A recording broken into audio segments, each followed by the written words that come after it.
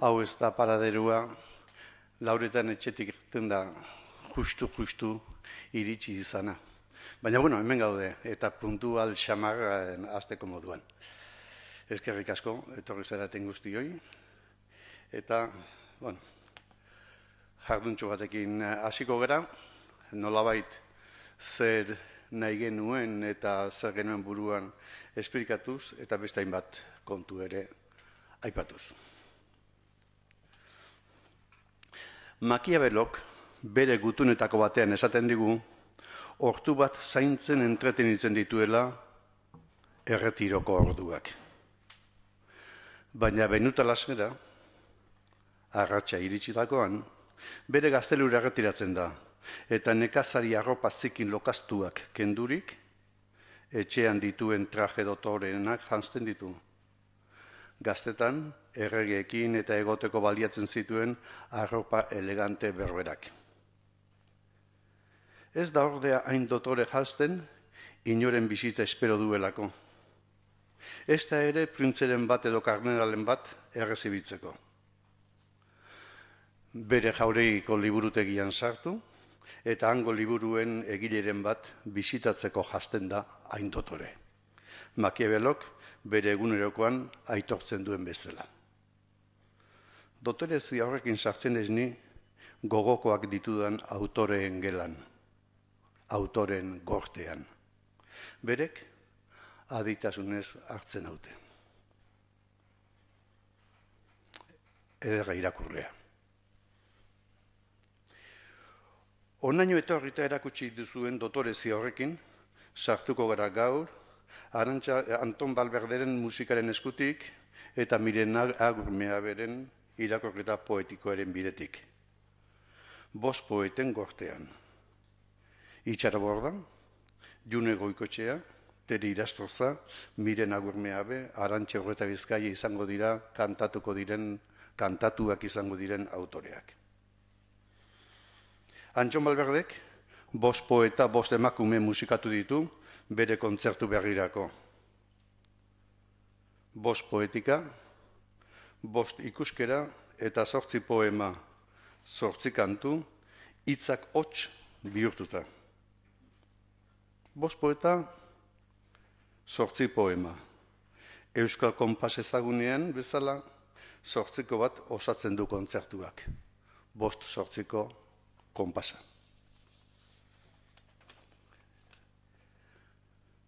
Kontzertuan zehar, 8 poemen maila ezagutu ala, galdera baten oihartzuna, hitzak hots, ibiliko zaigu airean. Entzuntakoak entzunda, zergatik musikatu da emakumezkoen hain testu eta poema gutxi euskal kantagintzan. Galdera hori egin genion, Antxoneketanik elkarri orain pare bat urte. Zergatik musikatu da emakumezkoen hain testu gutxi euskal kantagintzan. Hortik abiaturik, lanean hasi ginen, galderari erantzuteko modu aktibo batean. Poeta emakume batzuk aipatu nizkion, liburu batzuk ere bai aholkatu eta liburuetako poema batzuk seinalatu. Hortik abiaturik, Antxonek bere selekzio egin zuen bere poema gustokoenekin, bere musikara egokitzen zirenekin, bere senara moldatzen zirenekin. Ordutik, gaur entzungo ditugun 8 poemek 2 musika dituzte. Poeta bakoitzak, sortzerakoan, eman zien musika. Eta Anton Balberdek, gero, irakurketaren ondoren emandakoa. Kontzertu hauen nolako asteazten hasi ginenean, ikusi genuen oso zaila zela 5 poetak kontzertuotan elkartzea. Eta bururatu zitzaigun, poeta bakoitzak kontzertu bat hartzezakeala bere gain, 8 poemei buruzko beren iruzkinak eginez. Gaur hemen, Miren Agurmeabek hartuko du bere gain lan hori. Bere interpretazio emango digu, poemek iradoki eta sentierazi diotena kontatuko digu. Bihotzez eskertzen diogu gure eskaintza, bihotz zabaltasun osoz onartu izana. Eta nolanahi ere, gure asmoa da kontzertuen jira bukatutakoan, liburutxo bat argitaratzea, 8 poemen testu eta kantuekin, eta 5 poetek, bai norberaren testuen, eta baita ere lagunen, kontzertu hontako lagunen testuekin.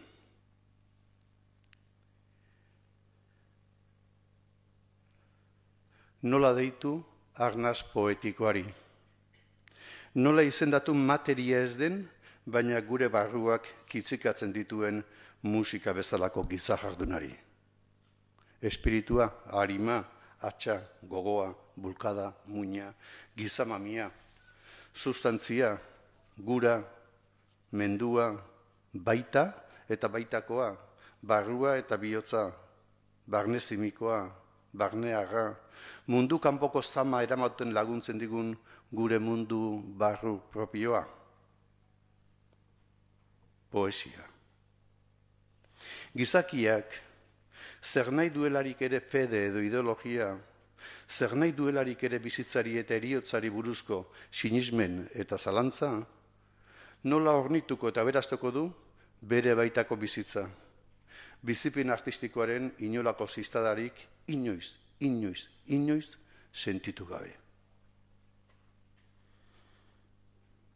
Garai batean, fedeagatik esaten genuena gertatzen zaigu poesiarekin, eta oroar artearekin.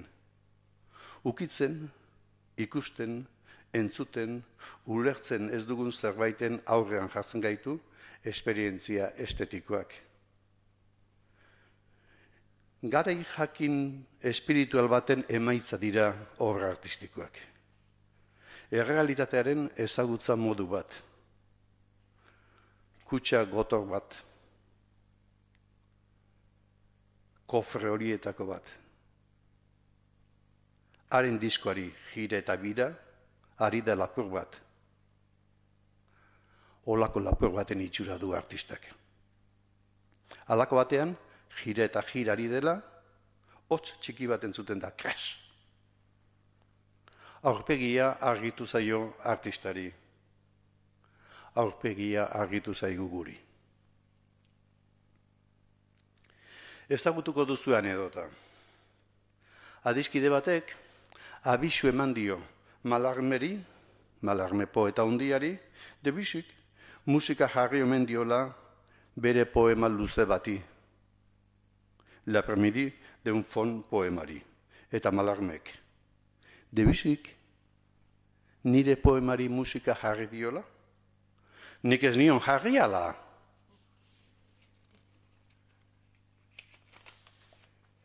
Malarme etzebilen gaizki. Berak bere musika jarri zion, baina hitzen hotsen bidez. Hitzak hots egiten du. Hitzak hots. Hitzak hots. Hitzak hots du izena gure emanaldi musikal poetikoak. Baina Debussyk ere musika jarri zion, baina nota musikalekin.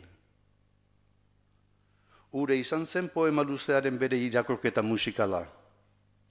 Ordutik, bi musikak, Malarmerena eta Debussyrena, ez daude elkarren kontra. Elkarrekin, oso elkarrekin baizik. Guri ere, poesia irakurtzen dugunean, hitzen hotsak laguntzen digu poemen muinera iristen. Eta hitzak hots egiten digu. Mendizalea, egun hauetako mendi elurtuetan barrena, demagun iratiko basoaren erdian dabilela. Eta halako batean, mirari bat. Lore bat zabaltzen denean bezalakoa. Horixe iristen ari zaio kolpetik basoaren bihotz-bihotzetik. Piano baten lehendabiziko konpasek hartu dute arboladi osoa. Mendizaleari oso garden iristen zaio musika. Eta entzuten ari den pieza guztiz da poetikoa, barne guztia ukitzerainokoa. Esperientzia goitiar bat. Horra. Nondi datorren musika? Nor joan den araño magnetofono edo antzeko trepetaren batekin? Mendizaleak ez daki. baina kezkok ez baitute zerikusirik mirari batekin baztertu egin ditu, utiken. Lizardiren zuhaitzetzana poemako zuhaitza izan zitekeen enbor baten gainean eseri da, elurra gainetik enduta gero. Eseri da, musikaz eta poesiaz gozatzera. Halaxe lagun izango dugu gozamen horretan, hemendikan aurrera 8 poemen iruzkinak eginez, miren agur.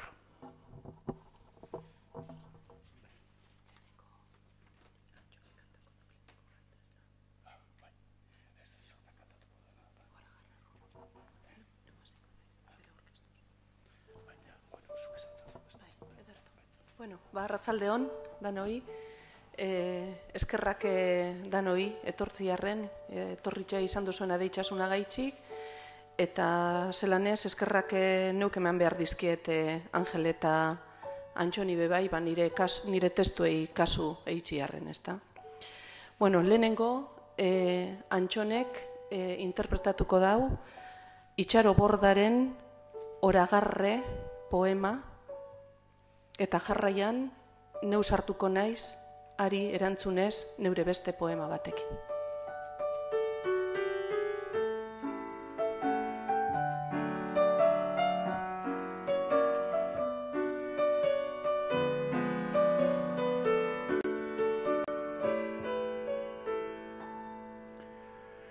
Zazpi auzo zabalik eta lau gelizan, 14 bide luze, oian eta larre, zeru urdinak gora aurreko geriza,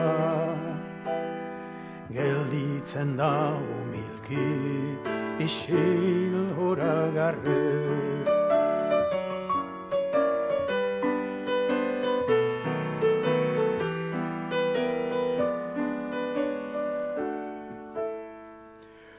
Udako arrats batez, urrats minburua, atza idorrik eta izerdi lasterrez. Emanik diot maite noizbait ingurua, bakar hies ibiliz, zedarri bazterrez.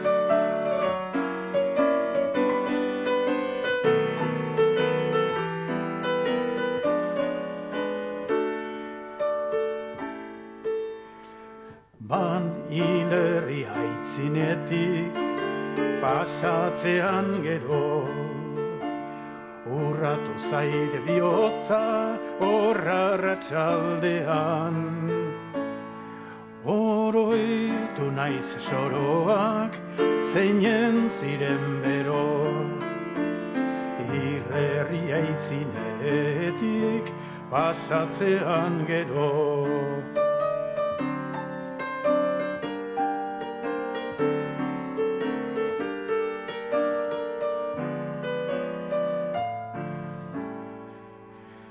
Baneukan erantzuna betiko galdean, egundaino oinutsak daramazkitero, orain edo sekula ezen lurraldean. Baneukan erantzuna ezen lurraldean.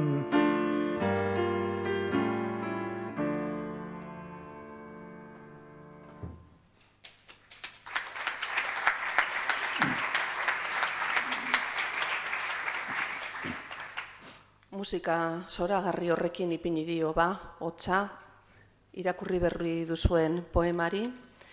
Eta, bueno, banik Itxaro Bordaren Oragarre run horri dema, erronka egiten diot itsasaldetik, berak bere jaioterriari bezala, nik neureari ere prosasko erretratu bat eginez.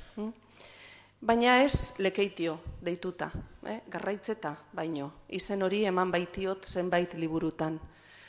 Garraitzeta horrek toponimo zar bat du oinarrian, Garraitz, Garraiz da San Nikolas izenarekin ezagutzen dugun islaren izen zarra. Eta Karraspio be horti dator, Garraitz betik, Karraspio hondartza. Bueno, estampa honetan edo, umezaroko mundua ageri da, oidan moduan zatika eta jakina idealizaturik. Garraitz eta edo lekitxoko erara. Galdu zirian fruta arbolak. Zapatu eguerdizetan kolegiziotik urtendakoan arpilatzen genduzan mazta okerrak. Danazan bat, josten ikasteko zapitxua gorde eta uniforme urdina baster batera botatia zelaietara joateko. Udabarrizan, inok emondako soineko gorri bat ipinten neban, galtzarpietan min emoten eustana besua lusatzen ebasanian adarretatik madari jakartzeko. Ondino badira masusta sasila zerketan, baina zaunkak ez dira haren atxakurrenak. Memorizaren estarriza, haindalo dira. Galdu zirian ondarrez eta lixibaz eta sare zistrin mutur bategaz igurtzitako eskilarak, arranegiko zabalaren zazpikalen obizetan. Baitxa, zubi baten azpizan, otzakilako pospolo saltzailaren ipuina. Aingeru batek batu eta besuetan zerura eroan ebanarena, geu eroango ginduzan lez, con flores amaria. Neguan, arrain kaxa utzekin laberintuak eitzen genduzan moilan, eta antxe eskutaketan ibilten, espanetan kresalaren promesak inkatia gaitxik. Errukiz begiratuten geuntzen arratoi txakur begi bustizei, euren marineruei segikabeti tabernaz taberna. Honbe badira bodegak, baina pausuen zirrizarra ez da arena abarketena. Memoriza zin ezar hartako pantalla utzagaz konparaleike. Galdu zirian atzaskoletan txistuz ipinitako larrosa petaluak, bulegari modernuen edo eta telebizion espainolak erakusten euskuzan ereduen popixarren ikurra, eta sugelandaren bustan etziak, eta katutxixak markatutako atetak, eta zigarro mentoldunak astilleroko ilunpian, eta udan, edo zer zan ezebeza, automatrikula horietan etorten ziren neskatilen aldian. Inbidiaz mediesten genduzan euren isenak, Jacqueline, Yvette, Regine. Ezebezak ziren horren bestez gure isenak eta gure ametzak. Honbe baditzugu, bai isen, bai ametz, beste batzuk, urrituago eta margulago. Memorizaren orno horizkekin, tortolosekin ibili nahi, eta hautz. Galdu zirian karakolekin tiro egiten euskuen mutikuak, uletik tira egiten euskuen mutikuak, gure manera finei burla egiten eutzien mutikuak, urpian burua sartzen euskuen mutikuak. Hanete da, 10 urte bazala hildako eskolakide estremeñoaren kurtzio zuriza. Urratzen mamin zurizaren mingotza, arratzalde uritzuetan, horra hor udagoizenaren laburpena. Baina kanposantuko lokatza eruan daroia zapatetan ondino. Memoriza, karramarro humilori malekoiko milaka arrakaletako baten. Asiesan umezarua, toki bat, tarteka buelta gaitxek esana. Alabaina, antzua da ate joka ibiltzia, inoz ez talako osorik zabaltzen. Horrez egaitxik, txikitxako etxepeti pasaten nazenian, neuriak eta bi emongo neukez, eskat zuritsu bateko baldosa bete estampa eta zutegi bete txirloraren truke. Airiak be min emoten duztalako, azala galdu izan ba neulez. Eta eguzkizak muzin eiten deutzolako nire zabelari. Eta aspaldizan ez talako ezer argitzurik nigan sartzen, urtien umeltasun berdantza baino. Leako urlotzabakoa, barriro be mina ataraten jabilt. Inuzente, potente. Hauxe Garraitzetaren estampa. Urrengo abestia, Baitxabe Itxaro Bordaren poema batean oinarritua, Milia Lastur Revisite.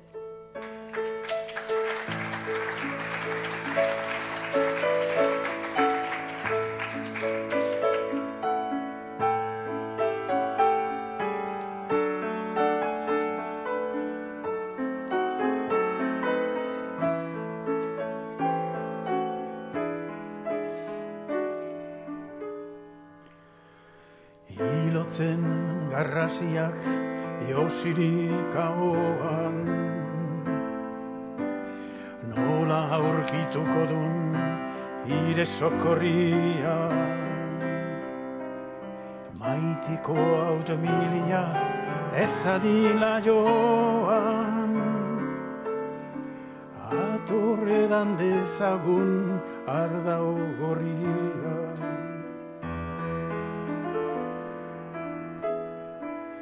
Baratz aberatsetan ebatzi sagarrak, gordeko ditinagu bide bazterretan, antzotoi milia sarraski zaharrak, eta suaren kantak bide atzerretan.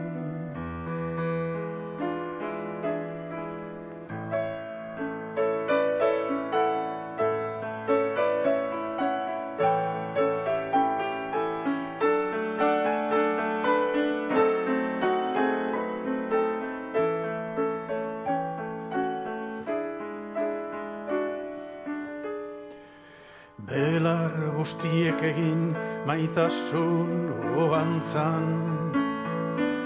etzanen gaitun gero bibiak bihotza, gauero zazpitzal ikusteko dantzan. Non dago harria, non dago lurrotza, non dago harria, non dago lurrotza, eresiark ziona jartzeko zalantzan, maiteko haut miria ez adira lotxa. Non dago harria, non dago lurrotza.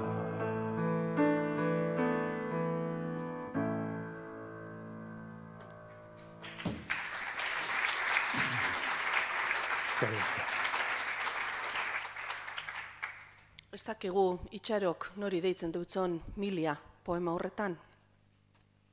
Alaxe ekarri dut azalpen bat, benetako Milia nor zen azaltzen duena. Será bien referir en el antes de pasar adelante cómo doña Emilia de Lastur, habiendo fallecido moza de parto, su marido Pero García de Oro se entendió que quería casar con doña Marina de Arrásola, a quien de antes estaba aficionado. Hizo mucho sentimiento de ello una hermana de doña Emilia, y venida de Deva a Mondragón, cantó las endechas siguientes en cierto día de sus honras, cosa muy usada en este siglo. Eta gitxi gora bera, Benito Lertxundik aspaldi kantatako erara, hauxesan hil erezi hori.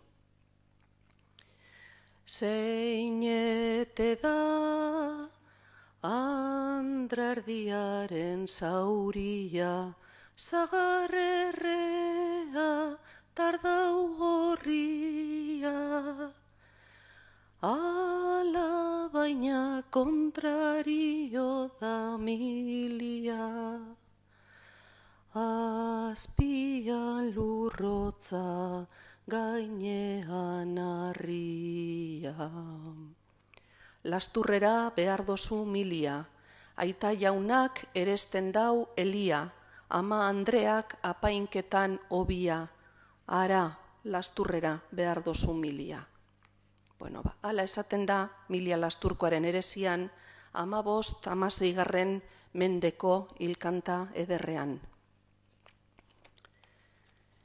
El sentido de estos versos es que ella, hablando con su hermana doña Emilia, recién fallecida, llamada Milia en esta lengua, da a entender no haber sido bien tratada del marido y que estaba ya debajo de la tierra fría, teniendo encima su losa, y era menester que la llevasen al Astur, pues su padre bajaba gran hato de ganado para sus funerarias y su madre adresaba la sepultura, de donde se sigue que los padres eran vivos cuando falleció ella moza.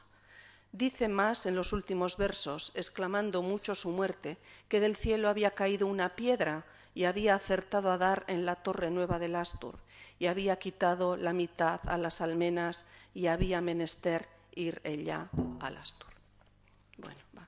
Esteban de Garibaik, Mondragoen 1583an jaiotako historialariak batu zuen beste hainbat kantu eta esara sarmordo batekin batera, eta Koldo Mitxelenak ekarri zigun azalpena Textos arkaikos baskosen 1960an.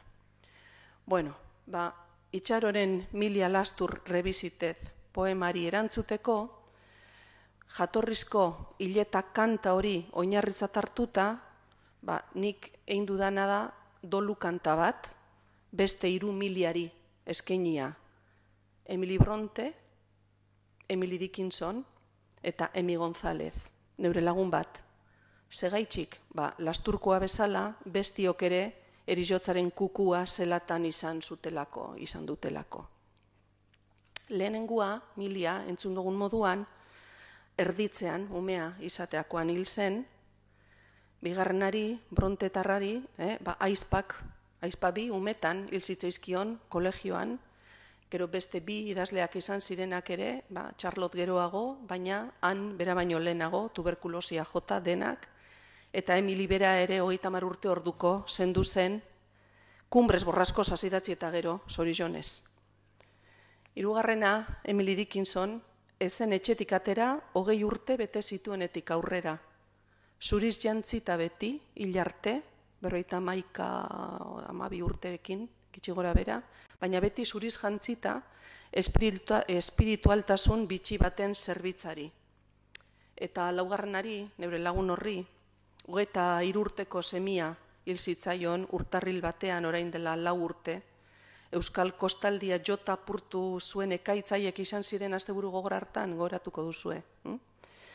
Bueno, paparatutako lerruok haien biografietan edota mundu literarioan bermatzen dira.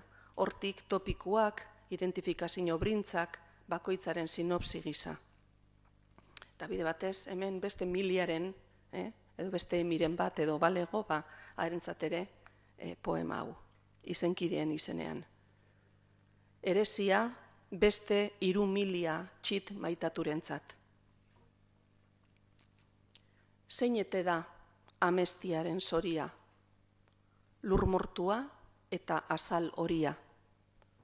Deabruak piztuta dauka zuzia, xuxurlaka adino zure grazia. Zuri ondra, zuri eresia, obi lagun laster aizpa guztiak. Zenbat giltza arima basatiak, azken gutuna igorria Milia. Zeinete da bakartiaren argia, tinta beltza eta dolu zuria. Bialdurik zeruak gaurko ogia, elurretan mokoka ari txoria. Zuri ondra, zuri eresia, izosteak hartuko du lilia. Auspotuko eriok papersatiak, etxea duzu obia Milia. Zeinete da bidaztiaren saria, odolestia eta durgazia. Lauskitu du hortzia oinastiriak, hilbeltzeko alba trumoiz hautziak. Zuri ondra, zuri eresia, galdua da zure semeeria. Ze itxasotan, ze basotan abia, bularra zaizu harria, Milia. Eta poeta aldatu eta urrengo abestia Palmondoak, Arantxa Urreta Bizkaiaren hitzekin.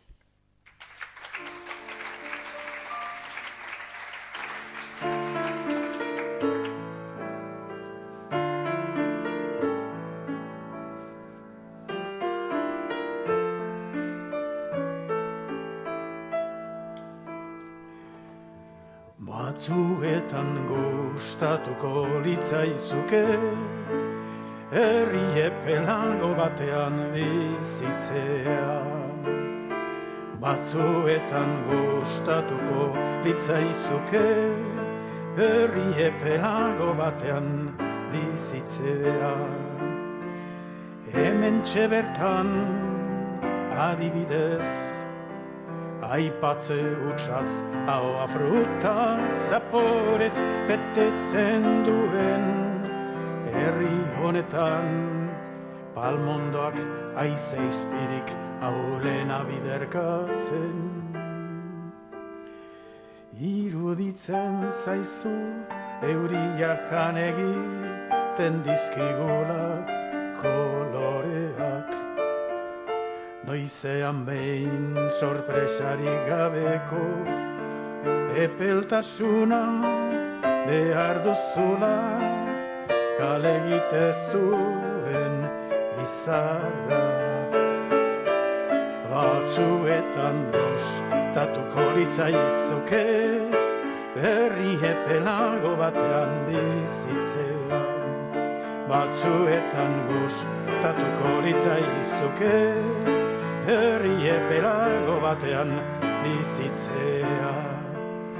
Baina udaberriko goiz batean, zeru muga baino goxoen artean, igeri ikusterakoan, pentsatuko duzu ametsetan. Argi honetan ez dagoela lekurik fundamentalismoentzat, hori herri eguzkitsuetan gertatzen dela bakarrik.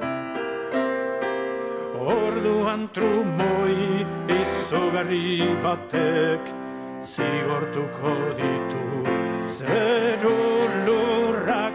Orduan trumoi izugarri batek zigortuko ditu zeru lurrak. Batzuetan gustatuko litzaizuke, herri epelago batean bizitzea.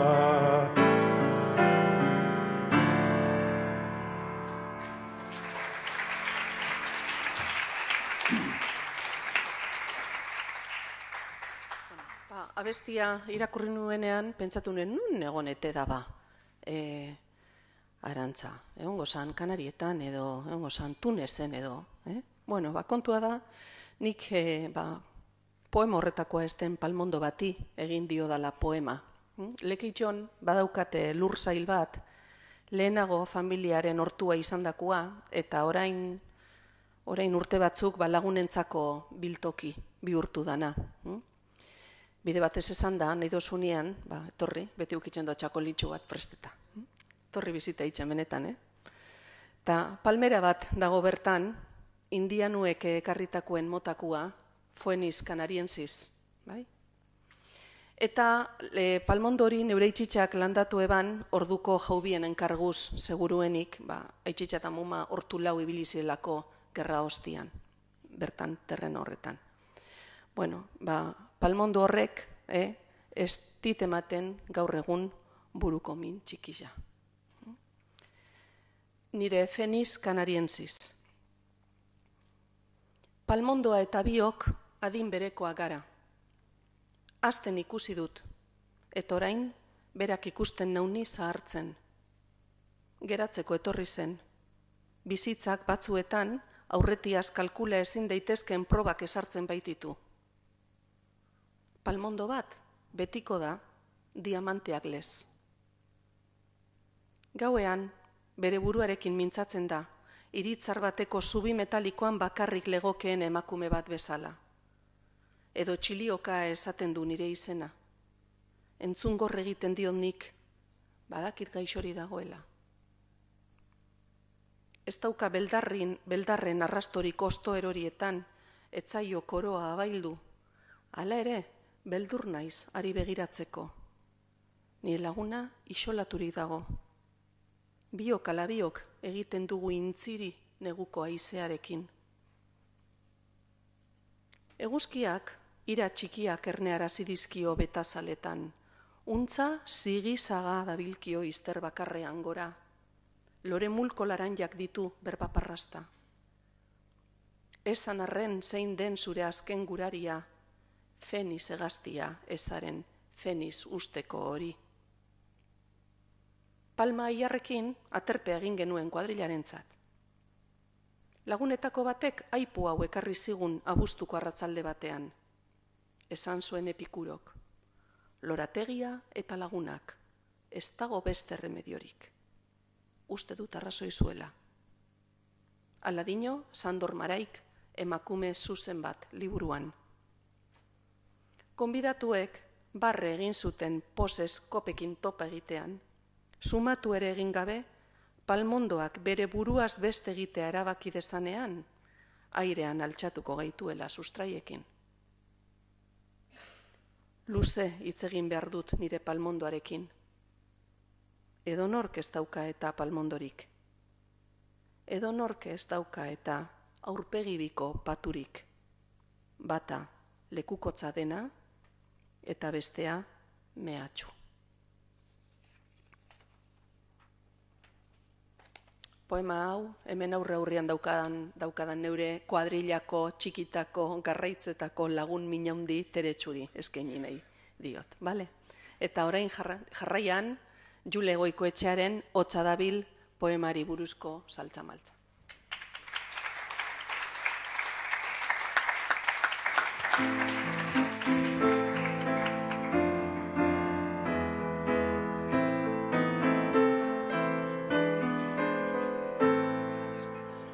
Diotenez subjektua iragan mendean hil zen, jainkoa hil eta justu 100 urtera. Diotenez subjektua iragan mendean hil zen, jainkoa hil eta justu 100 urtera. Hotza dabil subjektua prozesuan agitu dela. Hotza dabil subjektua prozesu aragitu dela. Objekturik gabeko prozesu tolez gabea, krudela, onutsa eta ergela, dena leku eta momentu berean. Objekturik gabeko prozesu tolez gabea, krudela, onutsa eta ergela, dena leku eta momentu berean. Baina ez dut nik esaten, ahotan da hotza dabil. Baina ez dut nik esaten, ahotan da hotza dabil. Ez dago kontraesanik prozesua baizik, ni esaten diodan prozesua. Ez dago kontraesanik prozesua baizik, ni esaten diodan prozesua. Hotza dabil subjektua prozesu aragitu dela. Baina ez dut nik esaten, ahotan da hotza dabil. Diotenez subjektua iragan mendean hil zen, jainkoa hil eta justu 100 urtera.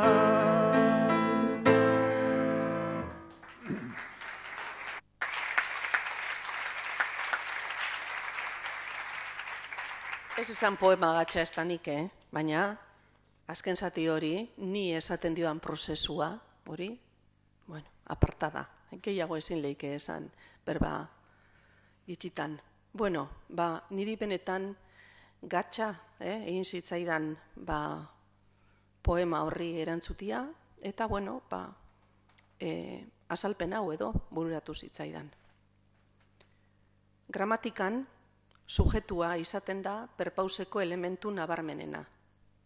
Batzuetan, aditzak esaten duenaren protagonista bakarra da. Ni naiz, ni nator, ni noa, ni nago. Besteetan, sujetuak egokitu beharra dauka, objektuak argumentu berri bat sartzen duelako esaldian. Nik ikusi zaitut, nik ukitu zaitut, nik eraman zaitut, nik maite zaitut. Alegia, egoa, atxerigabeko egoa, aldatu egiten da jokoan sartzen diren elementuen arabera. Hori gramatikan. Filosofian, sujetua da izaki oro zeinari buruz adierazten den zerbait. Sujetu filosofikoak bere borondatearen eta bere erabakien arabera jokatzen du eta bere ekintzen protagonista da. Alegia, egoa, atxerigabe, gai da errealitatea objektu gisa bereizteko bere subjetibitatearen arabera. Laburbilduz. Saltza-maltza hori, nire hitzetan, nor ala nor-nork. That is the question. Eta poema.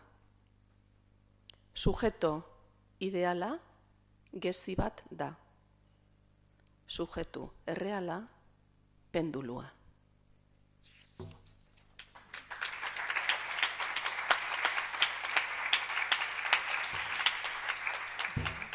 Eta orain handuk lehengo azalpenari jarraia emango dio, ondoren falta diren 4 poema abestiekin jarraitzeko.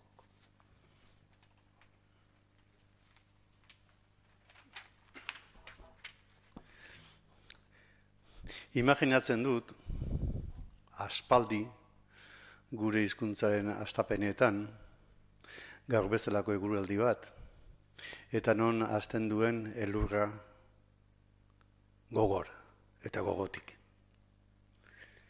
Eta elurrari duela eta oraindik ere hizkuntzaren trepetari gabe dauden gure arbasoaiek, edo gure arbasoek, lehendabiziko aldiz ikusi dute miraria, elurraren miraria, eta harrituta daude lehendabiziko estarri kolpeak ematen dituzte, eta norbaitek esaten du beldur, eta beste batek esaten du elur, eta beste batek esaten du mara-mara, eta beste batek esaten du goze, eta beste batek esaten du hotz. Hitz guztiak sensazioetatik sortutakoa dira, elurrak eragindako sentipenetatik. Gora bera fisikoak dira, eta gora bera fisiko horiei eman diete forma konkretu hori geroko guretzat hain konkretua den hori. Baina bere garaian, bere hastapenetan, abstrakzio bat da.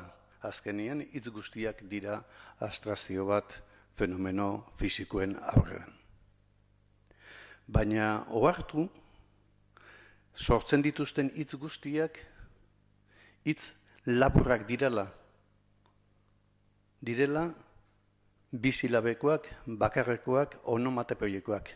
Gero, garatuko dugu, gure hizkuntza eta gure hizkuntza bihurtuko dugu, hizkuntza gero eta gero tresna zabaltzen duen tresna bat, eta baita ere sistema bat, deklinabideen da sistema bat, hitzak luzatzera eta askotan alper luzatzera batez ere artearen eremuan eta batez ere literaturaren eremuan.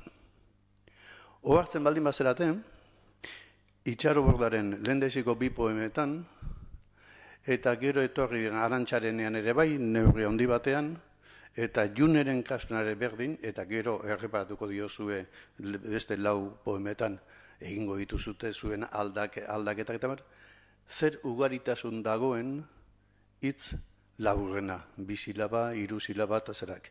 Ez dituzue deklinabideoz errenkada luzeko hitzak eta bilatuko poema horietan. Nolabait, sensazioetara, sentiberatasunara jotzen dutelako poetek eta azkenean hizkuntzaren oinarria bilatzen dutelako. Eta baita ere bilatzen dute elurraren erritmoa ere, elurra nola ari den eta halako erritmoak naturak dituen erritmoak eta bar. Eta ez da kasualitatea, Antxonek musikatu dituen, eta bera etzen hortaz konstiente, Antxonek musikatu dituen poeta hauen bildumetatik, erreparatzen baldin bat diogu, ze aukeratu dituen, dira erritmoa dutenak. Ez erritmoa errimatuta dagoelako, baizik eta erritmoa hitzen arteko loturan eta hitz laburrekin osatutakoa. Hau izan da obsesio bat euskal poesian hainbat poeten aldetik. Hoien hartasizen horrek kezka horrekin frantsesek, Boalorekin buru zutela, frantsesek hizkera hanpatzeko joeraren kontra sortu zuten ars poetik, beste hortarako. Eta orduan, berak egin zuen euskera bihurrituz, askotan bihurritzeraino, silaba gutxiko hitzen aldeko apustua. Margarita badaidita, ja hor baditugu 3 silabako hitzak, Margarita badaidita, ote huts zin egitez, begi zurdin, bezain gordin, zarela zure egitez. 2-3 silabekin osatutako poema, luzeagoa da, baina zerak. Bide hori, abandonatu egin zuen euskal poesiak, gehiago zetorren bertsolaritzaren eta beste aho tradizio batzuetatik hurbilago ibili zen. Lizardi izango da urrengo poeta nabarmen saiatuko dena, hitza hots bihurtzen, nolabait sustrai poetikora joaten. Eta ohartu, trenaren erritmoa eta Lizardik ez du esaten. Lizardik erritmoa jartzen dio bere poemari. Oi lur, oien elur nerea. Oi goizeme, parre gozo zernea. Gero, hainbat poeta, ohartu, trenaz ari da, eta poemak ere trenaren erritmo bera du. Eta Lizardiren bideak ez zuen zabalkunde handirik izan, baina gerra ostean izan ziren poeta batzuk, tartean Gandiaga eta tartean Leku Ona, bide hori jorratzen saiatu zirenak. Baina ara non, ahozko literaturaz hitz egiten dugunean eta bertsolaritzaz eta beste hainbat gura beretaz hitz egiten dugunean oso gutxi hitz egiten dugun haur literaturaz. Eta haur literaturako, haur erritmoetako garrantziaz eta zoriaz. Okerrezpanago, Miren Agurrek hortarako sentiberatasun berezi bat dauka. Poesian, aurren poesian, baitere aurrak egiten du, imitatu naturan dagoena eta saiatzen da hango erritmoak biltzen. Eta hango erritmoak biltzeko behar du laburdura. Honek eta honek bart ez daia zituzten. Honek honi zer esan gonbidatzeko hau eta hau. Gonbidatzaile hau eta hau, honan undiran 24. Eta horrelako altxorizugarri bat dago gure tradizioan eta poesia esperimentatzeko garaian oso gutxi aztertu dana eta kontuta izan dana. Bueno, gure jardunaldi hauekin baita ere nahi dugu eta adierazi nahi dugu poesiaren beste aurpegi desberdin batzuk ere badaudela eta badaudela baita ere oinarriko mirari batzuk, nolabait mirari poetikoaren hastapenak direnak eta neko baztertua ditugun perlak direnak.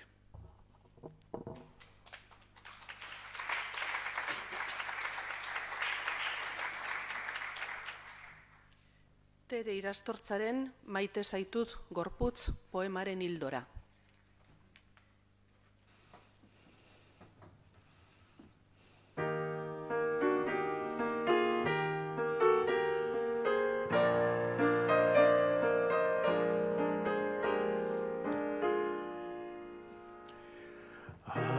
Arantzak sortu dituzu, lore maita garritzat, lore maita garritzat, izan nauzu eta makurtu zara lorrari, lorrari moin ematera, haize boladak bota, nazakelakoan. Gotortu zara eta, gotortu eta zurrondu, jo behar nindutela, asmatu orduko.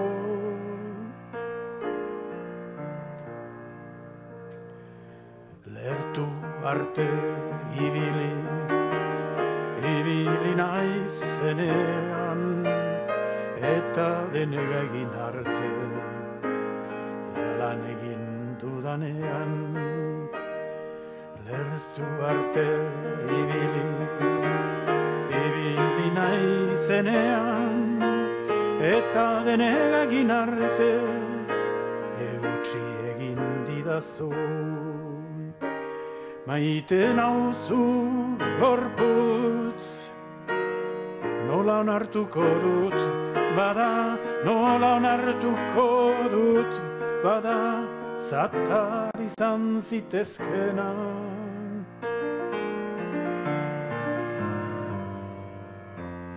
Eta orain aitu, nekatuta zaude, eta atseden hartu, hartu nahi dozuna. Badakit, badakit, hotzago eta isilago, eta ilunago iruditzen zaizula orain negua. Maite zaitut gorputz, nola onartuko dut, bada, nola onartuko dut, bada, beharret zaitu dana.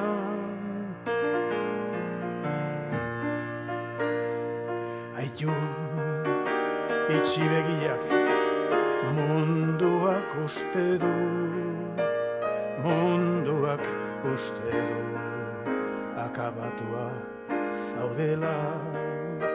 Aitu, aitu, laga, laga, zainduko zaitut nik, bitartean atseden hartzen duzun bitartean.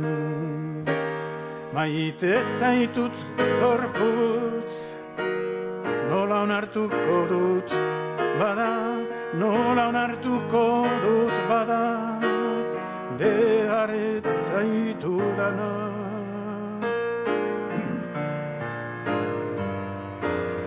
Arantzak sortu dituzu, lore maita garritzat, lore maita garritzat, izan nauzu eta.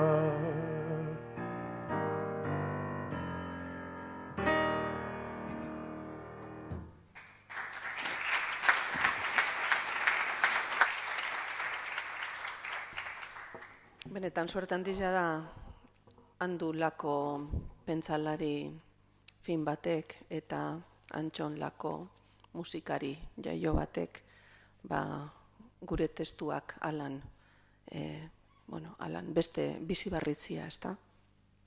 Bueno, Terira Astortzak bere gorputzari dinotzo maite dauala. Nik hemen neure gorputzari buruzko poema bat irakurriko dut, bitza eskuetan liburukua. Emakumiontzat gorputzetik idaztia transgresioa da, mendietan zehar rukatu zaigun ikusgarritxasuna aldarrikatzeko estrategia bat. Hurrengo poeman, gorputzatalen enumerazio bat, zerrenda bat eta deskribapen bat egiten da, baina hemen nago esateko helburuarekin. Une zail batean bere burua besterik ez duen emakume batek, ironia dosi eder batekin, hori be esanin behar da badezpada. Buru jabetasuna hau da, trakearen mintzoa, aldarrikatzen du, besteeren antzekoa dela jakinda, hau da, ispiluak azalean dituela esan da, eta erronkak bazter utziko ez dituela adierazita, hau da, urrunago igeri egingo duela. Urrunago igeri. Ez du balio men egiterik, garaia da esateko. Ona hemen nire ilegorria, mamut ematien kukuleku. Beatu nire begiei, bata itzua, bestea hautzez josia. Hauxe da nire mina, partez zigortu ezina, partez jada galdua. Horra nire eskuak, adabaki jartzaile, iruzurren predikari. Hemen da bularra, argitan bi erdi eginik, eta hain ilun, ikusi gerria eta sabela, urdinduraren eizaki bigun zimur, izterrak, belaunak, orkatilak, oinak, biki tristeen gisako, barbaroen erasopean. Andre Mamitsua nauzu, euskal poesiaren larroza. Txute bat zainetan da nire usaina, zientoka listor datoskit urrupan. Ispiluak ditut azalean, nire trakeak badu izan bere mintzoa. Ez du balio fedea galtzerik, zehatz jodu, taigabe, urrunago igeri egiteko orduak. Eta jarraian Teri Irastortzaren beste poema bat, lokanta bat, ama batentzat.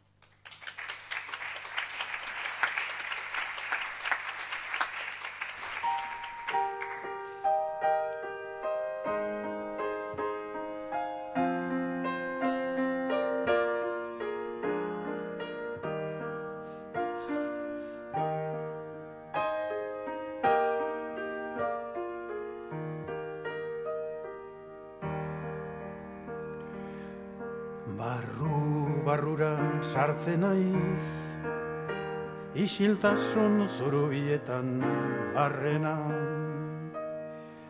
Hotze egiten din neguan, eta eguzkiak ergi hotza ematen din. Bikotxetan jartzen naiz, bilkatzen naiz. Ez dinat deituko, ez dinat hotsik aterako. Bikotxetan jartzen naiz, bilkatzen naiz. Ez dinat deituko, ez dinat hotsik aterako. Egizan lo,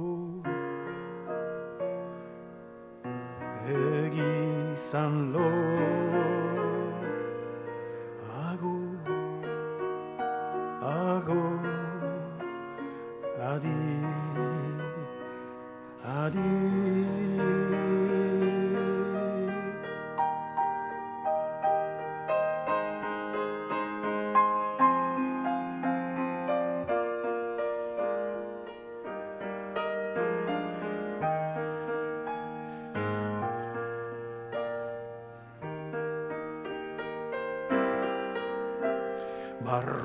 Barrura sartzen naiz, isiltasun zurubietan barrena.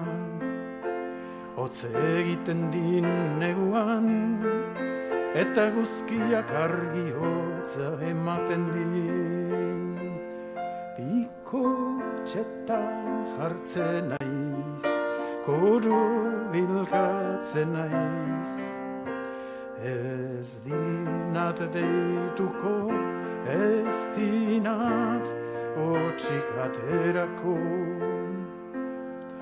Bikotxetan jartzen naiz, kuru bilkatzen naiz. Ez dinat deituko, ez dinat hotsik aterako. Egizan lo, egizan lo, ago, ago, adi, adi.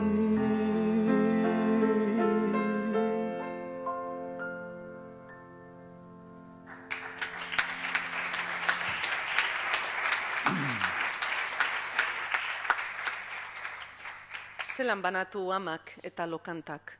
Nik neuk ez dut gogoratzen neure amak neuri kantatutakorik, baina bai neure semiari kantaten.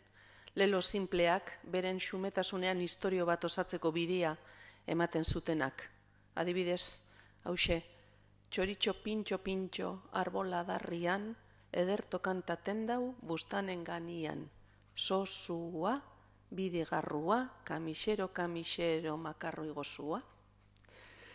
Bueno, amak inoiz ez du losakon ikartzen betiko joateko espada. Irakurriko dodan poema hau abiarazi zuen anekdota, orain dela 2 urtekoa da. Orain dela urte 2 inguru, Gabonetan, Gabon aurretsuan, zuhaitz bat bota zuten gure herrian, eta handik pare bat egunetara lagun baten ama hil zen. Egunero zuhaitzaren ondora joateko itxura zeukana. 2 gertaren artean, kointzidentzia magikoa ikusi genuen hurbilekuok. Nola bait agur esateko lokanta bat izan nahiko luke poema honek. Geobiografia bat. Gaixorik zegoela uste zuen berak, eta gaixorik sentitzea norbera bestelakoa dela sentitzea dakar, edota akaso baita izatea ere. Horregatik besarkatzen zuen Karraspioko arbola, errepide muturrean, kordeldegi zaharraren ondoan. Eskuak pasatzen zizkion 100 urteko azaletik, monja batek Kristoren gorputzean egingo luken lez. Arbolatzarrak geriza ederra ematen zuen eta enborrean sarturiko 3 hiltzeetatik udan lorontziak ageri ziren dindilizka, geranioak edo surfiniak. Berak, inoiz xuxurlaka mintzatzen ezenak, ahotsa apaltzea inoren errukiari armak makurtzea delako, berba batzuk ahoskatzen zituen hortzartean.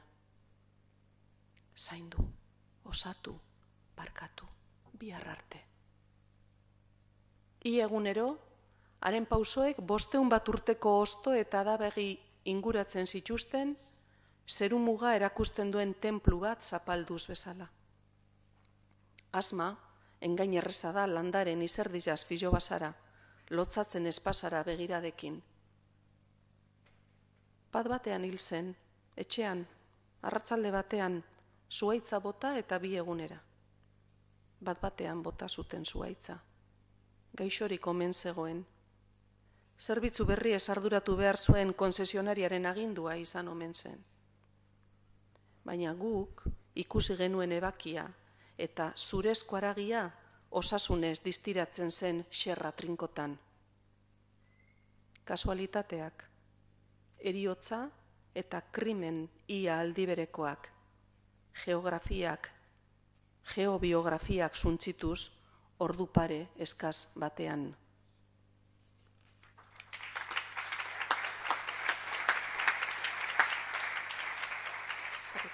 Eta falta diran azken biak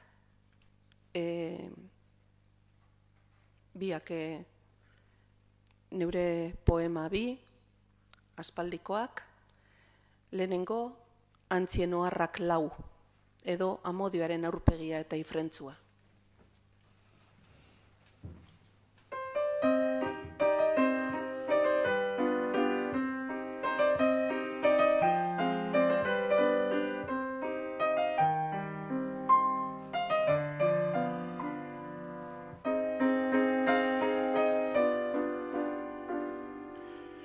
Navarra da zure arnasa goizean, goizeko orduetan, zeru sabaiaren golkoa zimurtzen, hasten denean. Nabarra da zure arnasa goizean, goizeko orduetan, zeru sabaiaren golkoa zimurtzen, hasten denean. Beltza da zure azala, sumendi tristen, gogoa bezalatxu. Arrikusten zaitut grafiti ezaguna, izaren artean. Beltza da zure azala, sumendi tristen, gogoa bezalatxu. Arrikusten zaitut grafiti ezaguna, izaren artean.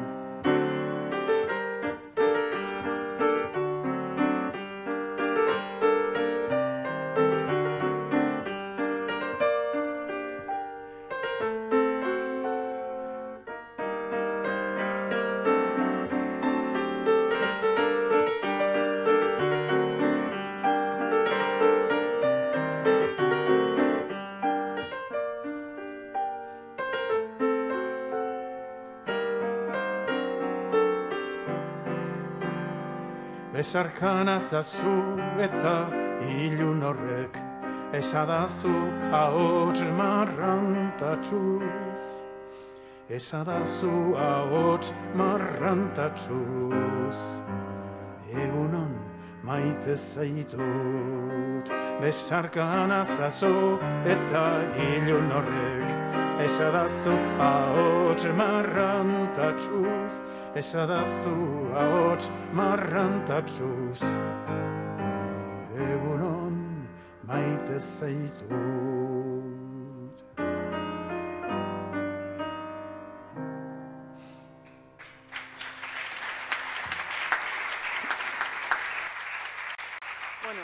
Bista-bistan dago antzinako poema dela, ze hori jaztiot inori eskatzen. Baina, irakurriko dudan poema, horren erantzuna edo da, horren oihartzuna urte asko geroago egindakoa, baina gizon berari eskainia.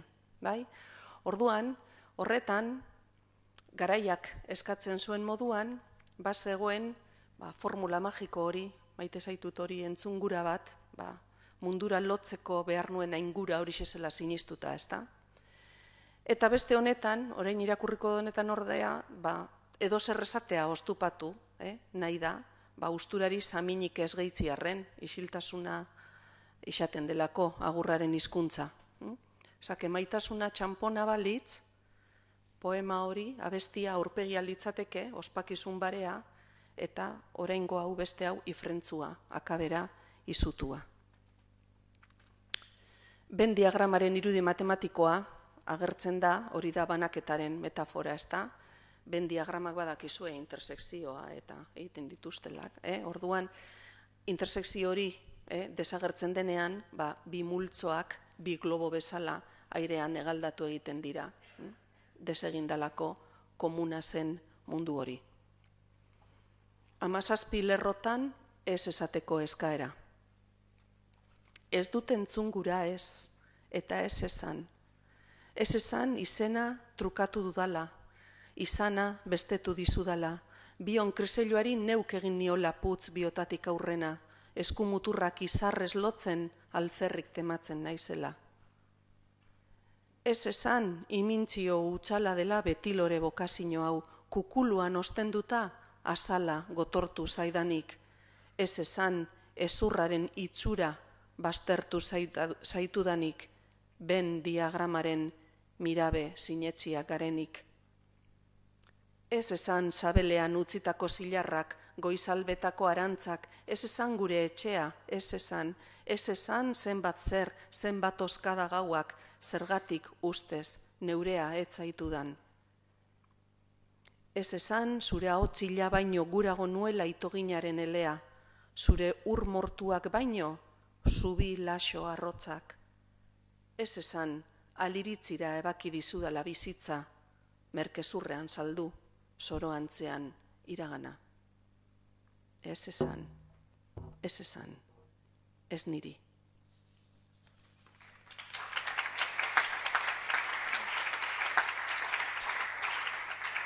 Eta amaitzeko gauza konkretuak poema.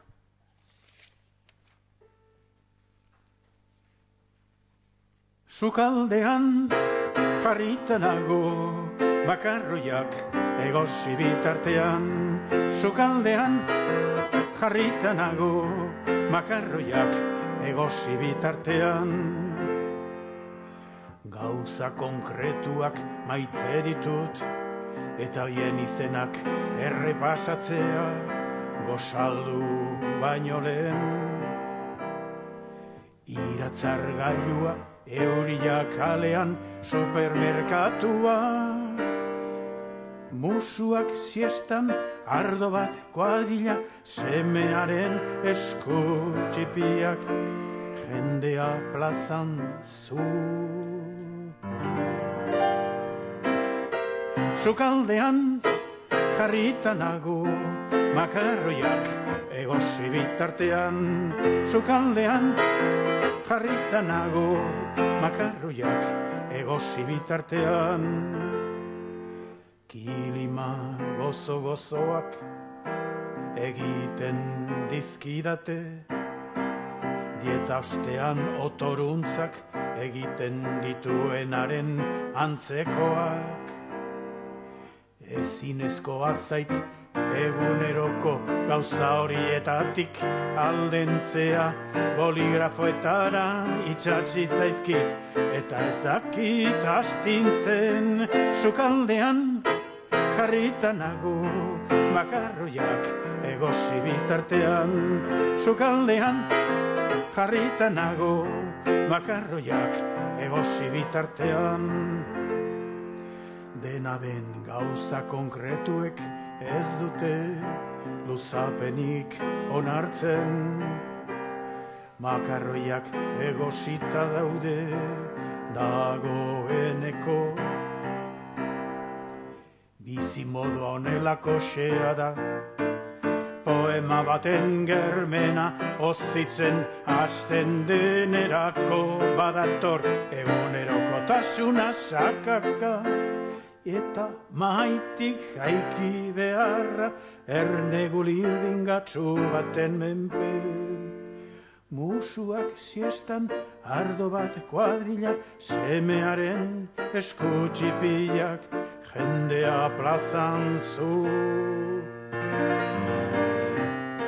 Sukaldean jarrita nago, makarroiak egosi bitartean.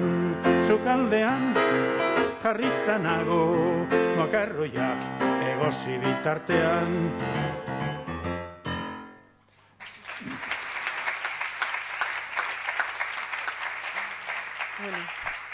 Doinu alaia bukatzeko, sukaldea, nire poesian sarritan agertzen dira testuinguruan aipamenak eta referentzia domestikoak, normala sukaldia asaltzia. Alde batetik, emakumiaren ohiko zeregin arruntei balio ematen dien espazioa delako, eta bestetik, hor esaten den moduan, ez delako zerbitzu gune hutsa, sormen gunea, baino, sukaldean, idatzi, makarroiak egosten dien bitartean. Abestiko poeman, idazkuntza eta eguneroko bizimodua uztartzeko zailtasunarekin batera, orduko zorion errezaren zutarriak zerrendatzen dira, gauza konkretuetatik zetorren bizitzaren zentzua. Semearen eskuak musu hasiestan ardo bat plazan zu, eta bar. Baina orain honetan, gaurko azken honetan, atzera begiratze penatua dago, baina orain ere idazleak egiten die kontrapisua galerei, elementu konkretu bakar bati eutziz, geranioari, horixe baita bi aldiak, aldi zoriontzu hura, eta gaurkoa lotzen dituen simboloa. Simboloa, geranioa da, etxe batetik bestera eramandako landare zarra. Hala ere, bizitza mudatu arren, Sukaldea intimitate txoko aberatz gisa hartzeko jarrerak berdintzu dirau. Nola nahi ere, birkonkista semantikoa da xedea. Sukaldea ere, izan litekelako gela bat norberarena. Gorantziak zuri, Virginia Woolf. Geranioaren mini poetika. Jarraitzen dut sukaldean idazten, makarroiak edo hitzak egozi bitartean. Beste etxe batean, geranio bat leioan, zurtoinak esku bat dirudi zerbaiten eske. Gertaerak paper mozkin bihurtu zaizkit, tentuz zailkatzen ditut urrun galdurik begirada. Baina zer esango dizut minaz, zuk zer dinozu? Minaren amuak tenk egiten dit zamatik. Trantze horretan aitortzen dizut dena, magalmina eta argidura eta bitzaren loreak. Mezuei gantzak entzen diardut labanaz, alferkin kailatik libratu nahirik ahotsa. Badut erritmoaren zena, xehetasunekiko joera, irudietarako gustua, emozioaz gogoetatzeko xedea.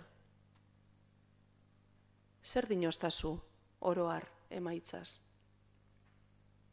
Esadazu, benetako bizitza, aski den benetako poesia egiteko. Eskerrik asko.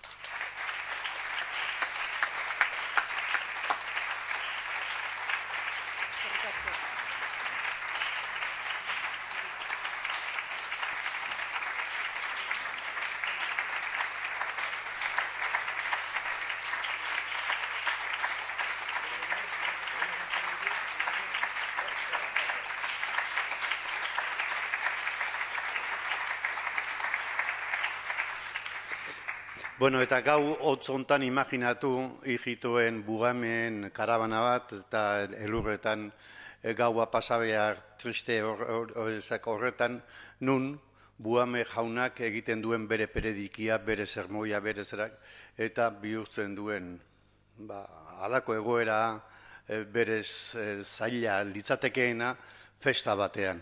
Buame jaunaren azken peredikia.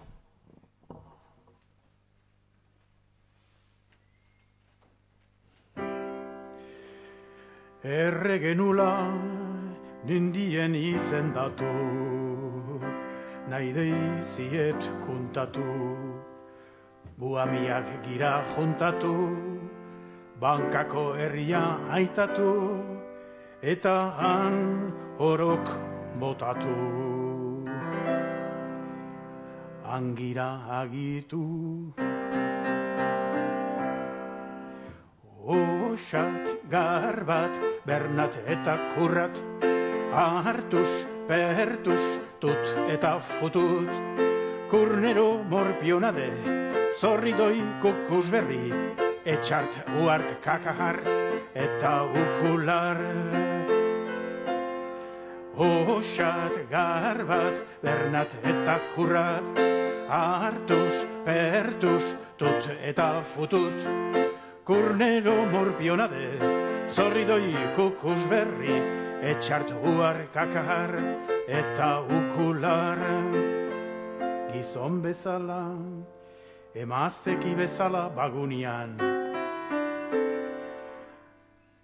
Anina, manina, garin bandina, eta grasi zapotina, maipurke, Madalena laje, Añako kale, eta maitupet, tio flinga, kokotxeta mardots.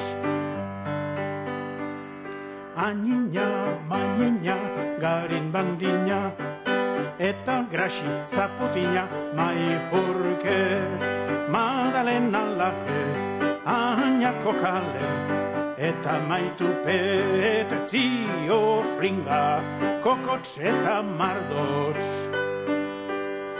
Emazte oro, eni botatu,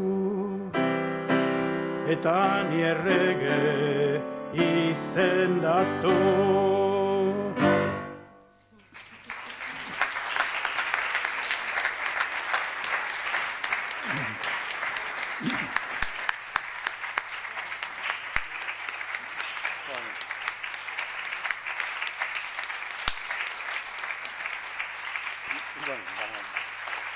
Mila esker.